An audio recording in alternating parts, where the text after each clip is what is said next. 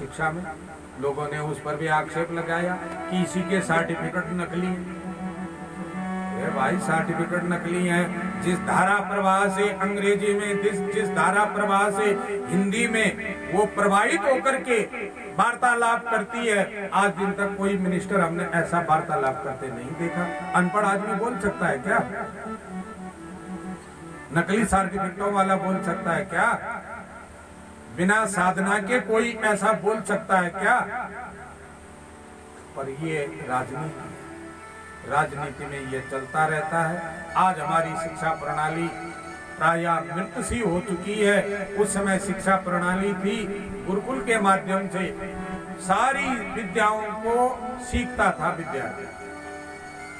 गुरुकुल प्रणाली में क्या होता है, वहाँ वस्त्र भी सीमित पहनने को दिया जाता है।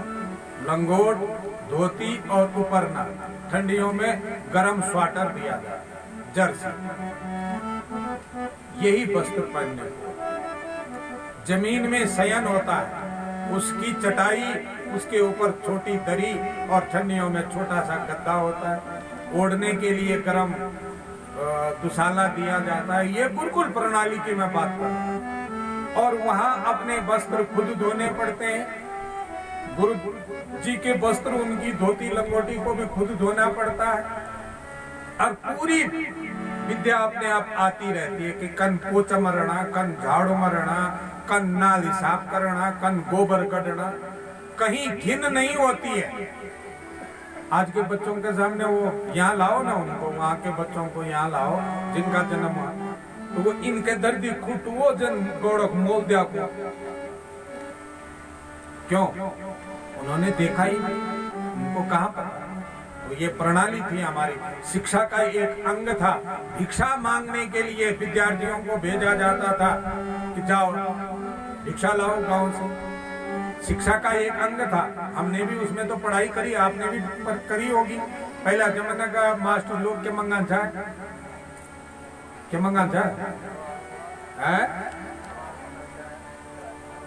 बारी मंगा था, बारी अतः बारी में चौल भी जान पड़ो था या आठ भी जान पड़ो था। और दूध की 3 दिन था मास्टर लोग, ठीक है। और के मंगा था लखुड़, और जो गाली दे दे बोल वो बचा ना ढंग से लकड़ी, भाई लकड़ी वाले बैठ जाओ और जैक ने ले जाओ तो वह भर लकड़ी की चोट पड़ी है। हमने तो उस पद्धति से, आप हमने भी तो पढ़ा, ये पद्धति थी, अच्छी पद्धति, ठीक है। उसमें कहीं विघटन तो था लेकिन कहीं संगठन भी था। वही मुफ्त में पढ़ाते थे। राति बुलानचार अमर बुढ़ अजीत पंकज जी के पिताजी गोवर्धन प्रसाद जी, वो हमारी स्कूल में रहे। मैं उस समय 5वीं में था जब वो हमारी स्कूल में थे, आधारिक विद्यालय चोपड़ा में। तो राति बुलानचार वो ये कंतर खोला के शंकर सिंह जी थे, वो बुलाते थे। उनके बाद तब हमारे बुढ़ा जी गोवर्धन प्रसाद जी हमारी स्कूल में आए। तो रात जनी मतलब किताब की रंग से चमक रहा है, तेज तुम्हारा बनकर लाल सूर्यमंडल, याद करना और ढक ढक निदान बजान थे।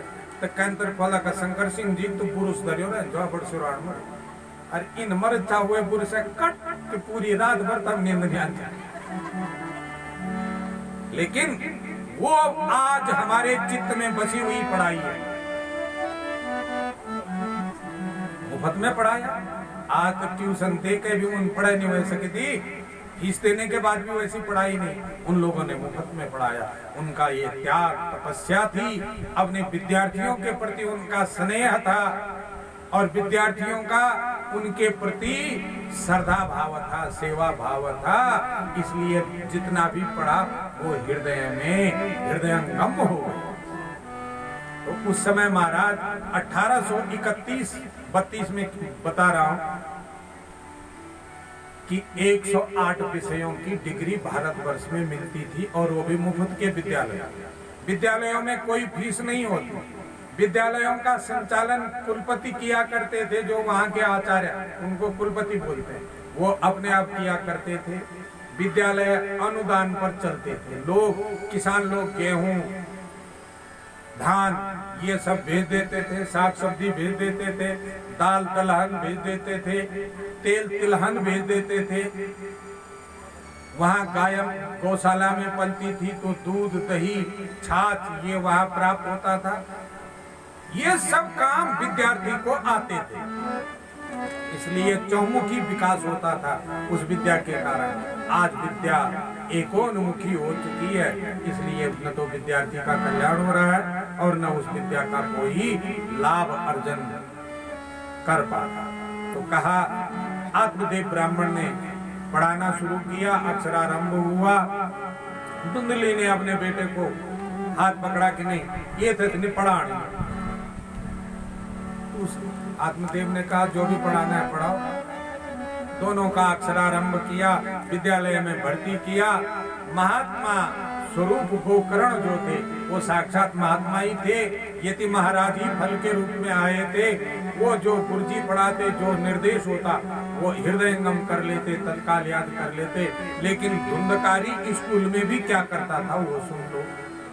अपने साथी बालकों को एक दूसरे का ढक ढक क्या मुंड मिले देना, अपना अगल बगल बैठा था खट। ये धुंधकारी के काम होते हैं। स्कूल की व्यवस्था में ऐसे करते हैं। बहुत बच्चे बड़े शरारती होते हैं, तो समझ लो इसमें कहीं न कहीं धुंधकारी का रूप दिखाई देगा। कैफत पिन से निक मार देंगे, कैफत पे निक मार देंगे, खून निकाल देंगे, ये धुंधकारियों का काम होता है। इसलिए कहा कि आत्मदेव ने दोनों को विद्यालय में भर्ती तो किया, दोनों पढ़ने में पढ़ाई तो करते, लेकिन उसी पढ़ाई को गोकर्ण जो है हृदयंगम करते और धुंधकारी उस पढ़ाई से उपरत हो जाता। धीरे धीरे वो बड़ा हुए, दोनों भाई 3 महीने का अंतर था। बड़े हुए तो गोकर्ण वेद विद्या में निष्णांत हुए, पिता की विद्या को सीखा और धुंधकारी महाखल हुआ। वो वैश्याओं में रमन करने लगा, जुआ ताश ये खेलने लगा, मदिरा पान करने लगा, कुत्ता पालने लगा और उसके साथ 10-10 कुत्तों की टोली हुआ करती। अब समझ लो धुंधकारी कौन है, बोलने की जरूरत नहीं पड़ेगी। गाय पालने के बजाय कुत्ता पालना। आत्मदेव बड़े दुखी हो गए। जब दुखी हो गए तो गोकर्ण तो तीर्थ में चले गए, तीर्थों का भ्रमण करने लगे। इधर आत्मदेव की कमाई जो धन था उसे धुंधकारी शराब में, जुए में, वैश्याओं में अर्पण करने लगा, उसको खत्म करने लगा। तो आत्मदेव बड़े दुखी हो गए, सोचने लगे तत्पिता कृपणं प्रोचे धनहीनो रुरोधा वंद्यवत्वं तु समीचीनं कुपुत्रो दुःखदायक।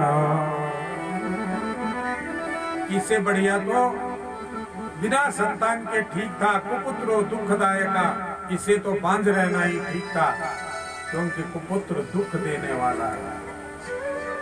एक दिन आत्मदेव के छोटे पुत्र गोकर्ण महात्मा तीर्थाटन करते करते अपने गांव में पहुंचे तो पिता की हालत दयनीय देखी, रो रहे हैं पिता आत्मदेव। उन्होंने कारण पूछा, उन्होंने कहा बेटा क्या कहूं, तेरा बड़ा भाई धुंधकारी खल प्रकृति का है, दुष्ट प्रकृति का है। न उसने हमारे संस्कारों को स्वीकार किया और जो धन धान्य था उसे भी नष्ट प्राय कर दिया। अब तो दुखी हूं, इससे बढ़िया तो पुत्र ही ना होता। उस समय अब देखिए कैसी शरणागति स्वीकार करनी चाहिए,